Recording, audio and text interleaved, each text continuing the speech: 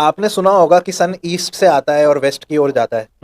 ऐसा नहीं होता, ऐसा साल में सिर्फ 2 ही दिन होता है। एग्जैक्टली सेम वो ईस्ट से डायरेक्शन नहीं नहीं आता होता। हाँ, रियल ईस्ट अच्छा। से आया, रियल वेस्ट में चला गया। बाकी दिनों पे या वो थोड़ा नॉर्थ ईस्ट या थोड़ा साउथ ईस्ट में जाता है और फिर उसके हिसाब से साउथ वेस्ट या थोड़ा नॉर्थ वेस्ट में जाकर के सेट होता है। हर साल वही रहता है ना। और ऐसा क्यों होता है? क्योंकि पृथ्वी की जो धुरी है वो थोड़ा उसमें टिल्ट है, ठीक है, अर्थ का एक्सेस बोल ले अगर हम इंग्लिश में। और अर्थ रोटेट होती है सूर्य के चारों तरफ, रेवोल्यूशन भी करती है साथ में।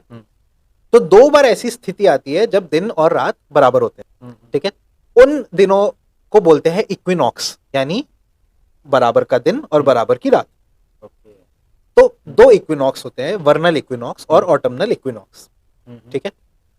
हम लोग जो है भारत में वो मेष राशि यानी एरीज जो राशि हमको शक्ल नुमा यानी जिसमें सच में शेप एरीज वाली बनती है, उसके पहले तारे के पास से हम लोग जो है अपने जोडियक को यानी कि भह चक्र को या कॉन्स्टलेशंस को हम शुरू होता हुआ मानते हैं।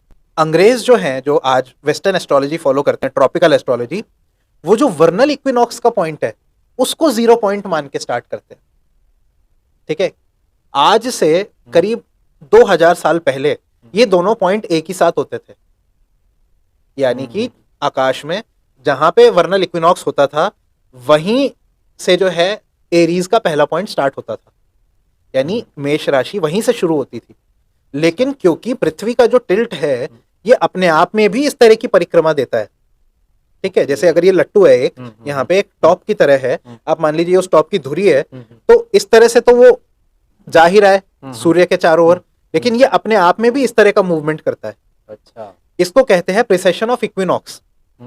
इसलिए पहले के समय में जो महाभारत में या रामायण में आपको बताएंगे कि वो तारा ध्रुव तारा है, वो तारा आज ध्रुव तारा नहीं है, ठीक है।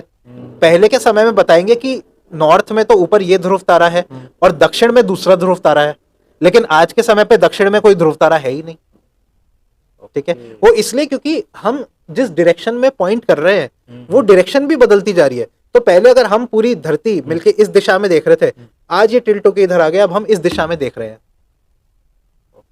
है ना। तो इस वजह से तारों की जो पोजीशन है वो हमारे रिलेशन में थोड़ी बदल जाती है। 26,000 साल में ये एक चक्र पूरा होता है।